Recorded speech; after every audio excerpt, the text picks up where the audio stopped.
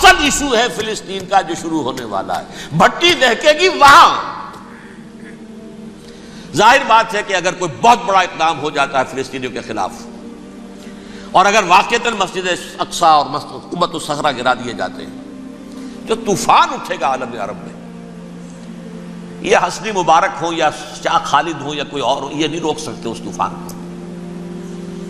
نوجوان خون اٹھے گا، غیرت اور جو بھی حمیت ہے.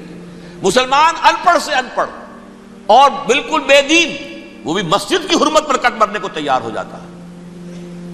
مسجد تو بنا دی شب بھر میں ایمان کی حرارت والوں نے، من اپنا پرانا پاپی ہے، برسوں میں نماز ہی بن نہ سکا. وہ چاہے کانپور کی مسجد سے مسلمانوں نے جانے دی ہیں، چاہے وہ شہید گنج کی مسجد تھی مسلمانوں نے جانے دی ہیں، چاہے نماز نہ پڑھتے ہو. لیکن یہ جو حرمت اور یہ جو حمیت اور یہ غیرت ہے، اس سے جو طوفان اٹھے گا یہ ہوگا اس ملحمۃ العظما، اس کی طرف پیش رفت ہو رہی. کتاب الملاحم سے احادیث کے حوالے سے کہ جن جنگوں کا حوالہ دیا حضور نے، پیشن گوئی کی ہے، اس کا نقطہ آغاز تھا خلیج کی جنگ. صدام حسین نے اسے کہا تھا یہ مدر آف وارز ہے، ام المحارب، یہ ایک جنگ نہیں ہے. اس کا نقشہ بھی حدیث میں موجود ہے، پیشن گوئی موجود تھی، اس وقت بھی ہم نے شائع کی تھی. لیکن اس میں جو جنگ اب ہونے والی وہ الملحمۃ العظما.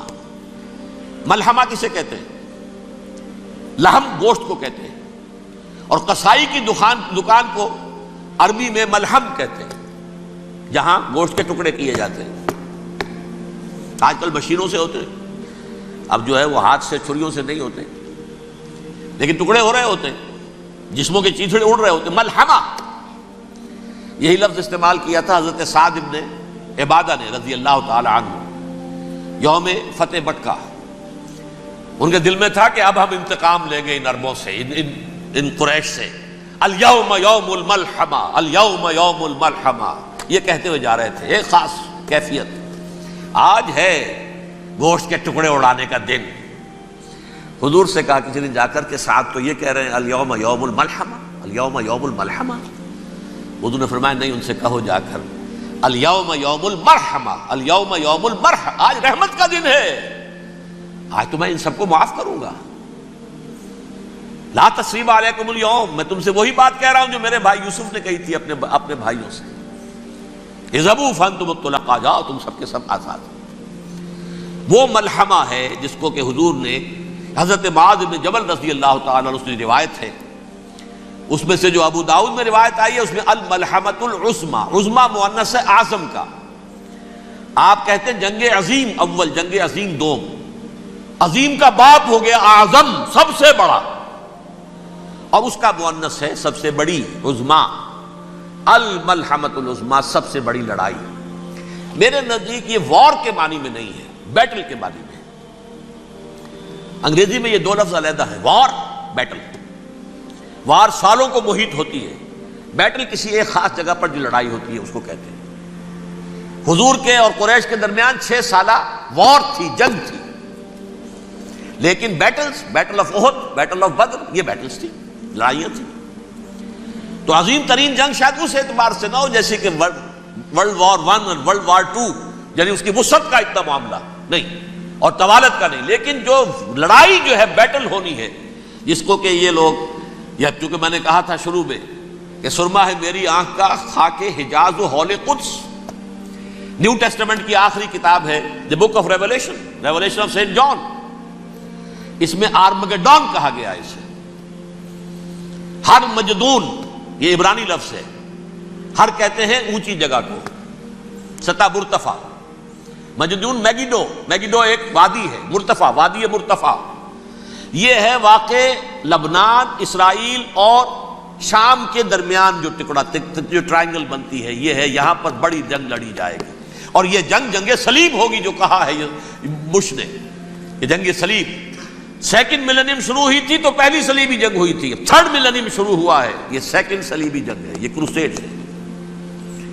اور میں اس مرتبہ امریکہ گیا تھا تو پہلی مرتبہ مجھے وہاں ایک رسالہ ملا ٹرمپٹ نام کا.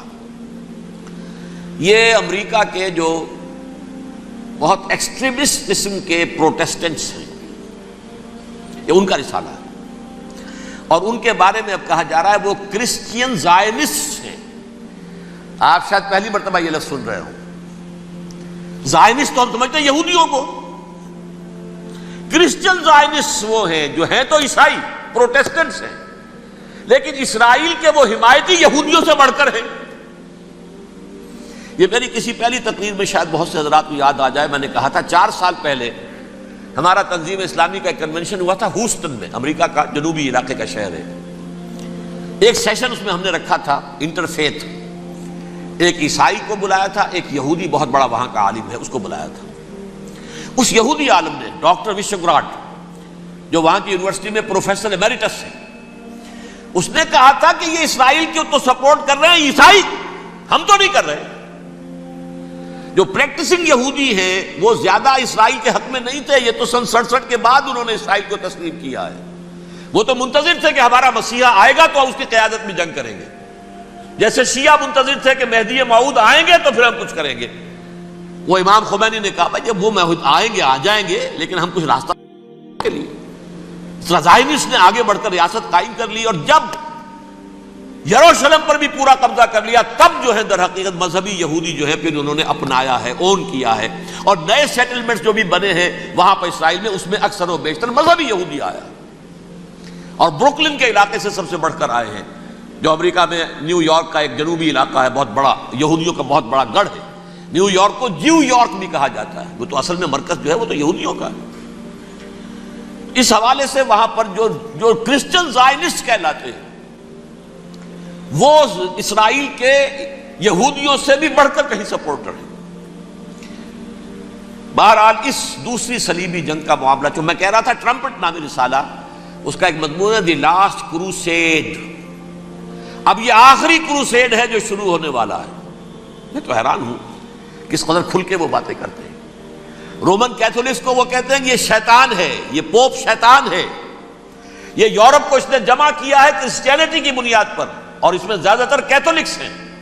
آپ کو معلوم ہے برطانیہ بڑی مشکل سے شامل ہوا ان کے ساتھ، اس لیے کہ وہ پروٹیسٹنٹ کا سردار تھا، ابھی پوری طرح نہیں ہے. یورپ جو ہے وہ رومن امپائر دوبارہ یہ کھڑی کر رہا ہے، اور در حقیقت یہ جو ہے یہودیوں سے بھی چھیننا چاہتے ہیں اسرائیل کو اور فلسطین کو، اور مسلمانوں سے بھی. اور یہ وہی کروسیڈ جو تھے اربن ثانی کے، اس کی تیاری کر رہے ہیں تاکہ وہاں پر عیسائی حکومت قائم ہو جائے، کیتھولکس کی، پوپ کی حکومت قائم ہو جائے، جیسے ایسٹ تیمور میں کر دی ہے. ایسٹ تیمور میں کون سی حکومت بنی ہے؟ Roman Catholic. رومن کیتھولک اسرائیل میں بنے تاکہ یہ سارے مقامات مقدسہ جہاں اسرائیل پیدا ہوئے، بیت حضرت مسیح پیدا ہوئے، بیت لحم کہاں ہے؟ وہی ہے کہ نہیں؟ جہاں سے ریزریکشن ہوا ان کے خیال میں وہ کہاں ہے؟ وہیں پر ہے کہ نہیں؟ بڑے بڑے گرجے ان کے وہی ہیں. تو اس اعتبار سے ان کا کہنا یہ ہے یہ لاسٹ کروسیڈ کی تیاری ہو رہی ہے، یہ کیفور. اور ان کا کہنا یہ ہے کہ یہ پوری طاقت نیٹو کی جو ہے، یہ پہلے جرمنی سے لائی گئی بوسنیا، انہوں نے خود وہاں جنگ کروائی، انہوں نے خود وہاں پر ایتھنک کلینسنگ کروائی، پھر خود مصالحت کے لیے آ گئے، پھر کوسوو میں انہوں نے خود آگ بھڑکائی. یہ میں نہیں کہہ رہا، یہ وہ ٹرمپٹ رسالہ امریکہ سے چھپنے والا پروٹیسٹنٹس کا رسالہ ہے جو یہ کہہ رہا ہے. پھر انہوں نے کوسوو کے اندر کروایا، اور پھر وہ وہاں پر پیس فورس کی حیثیت سے آ گئے. اب وہ میسیڈونیا میں کروا رہے ہیں اور وہاں داخل ہو گئے ہیں. اگلا قدم ان کا سائپرس ہوگا، سائپرس میں ترکوں کو اور وہ گریکس کو لڑائیں گے اور وہاں آ جائیں گے، وہاں سے ایک چھلانگ لگائیں گے اور یہ فلسطین میں پہنچیں گے. اور یہ وہاں پر ایک رومن امپائر، اپنی پرانی رومن امپائر کی طرح کی رومن کیتھولک ریاست قائم کرنا چاہتے ہیں. تو وہاں امریکہ کے عیسائیوں میں بھی کوئی ایک طبقہ نہیں ہے، کیتھولکس بھی ہے. کیتھولکس زیادہ نہیں ہے ہمدرد، لیکن اب تابع ہو چکے ہیں.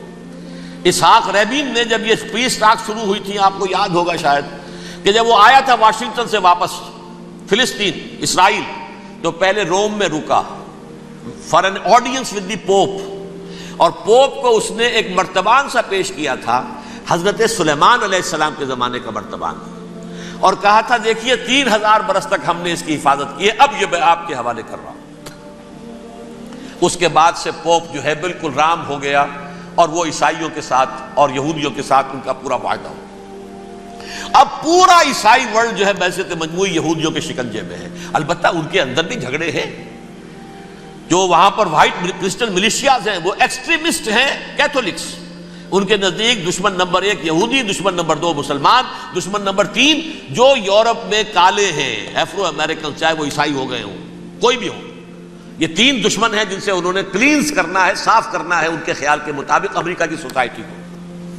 اولاً یہود، پھر مسلمان، اور پھر یہ جو کالے ہیں. لیکن دوسری طرف پروٹیسٹنٹس کے اندر ایکسٹریمسٹ وہ ہیں جنہیں کہا جا رہا ہے یہ کرسچین زائنسٹ ہیں، یہ اسرائیل سے بڑھ کر سپورٹرز ہیں. بہرحال یہ اب جنگ ہوگی، اس کا نتیجہ کیا نکلے گا یہ تو اللہ ہی جانتا ہے. اب میں آخری بات کی طرف آ رہا ہوں. آخری نتیجہ تو جو بھی کچھ اپس اینڈ ڈاؤنز آئیں گے. تلک الایام نداولھا بین الناس. آخری نتیجہ ڈراپ سین وہ یہ ہوگا کہ اللہ کے دین کا بول بالا ہوگا اور پوری دنیا پر محمد کے لائے ہوئے دین صلی اللہ علیہ وسلم کی حکومت قائم ہوگی. وہ گویا قیامت کی تمہید ہوگی، اس کے بعد بس قیامت آئے گی. کیونکہ مقصد کائنات، تخلیق کائنات پورا ہو جائے گا. پوری مخلوقات کے اندر مقصد تخلیق، کلائمیکس آف کریشن محمد الرسول اللہ صلی اللہ علیہ وسلم.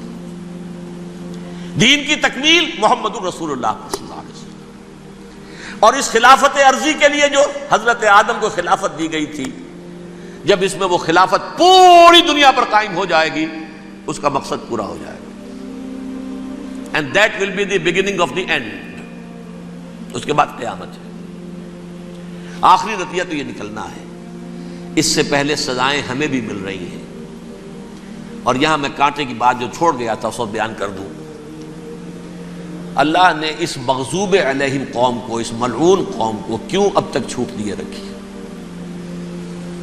میں بتا چکا ہوں یہ بڑے عذاب کے مستحق ہو چکے تھے حضرت عیسیٰ علیہ السلام کے زمانے میں. چھوٹ دی ہے، ابھی تک ہے، بلکہ ایک مرتبہ ابھارا ہے. 1900 برس کے بعد ابھرے ہیں یہ. بالفور ڈیکلریشن 1917، سن 70 عیسوی کے بعد، تقریباً 1900 برس، 1850 برس تو ہے ہی کم سے کم. پھر creation of Israel 1948، 1967 extension of Israel, یروشلم پر قبضہ. یہ سارا جو ہے کیوں ہے؟ اللہ تعالیٰ اس خیر امت محمد صلی اللہ علیہ وسلم، اس کے بہترین حصے کو سزا ان ملعونوں کے ہاتھوں دے رہا ہے. کیوں؟ جو جرم انہوں نے کیا تھا وہی ہم نے کیا. انہوں نے اللہ کی کتاب کو پیٹھ کے پیچھے پھینکا. نبذ فریق من الذین اوتوا الکتاب کتاب اللہ وراء ظہورہم. ہم نے اپنی پیٹھوں کے پیچھے پھینکا کہ نہیں؟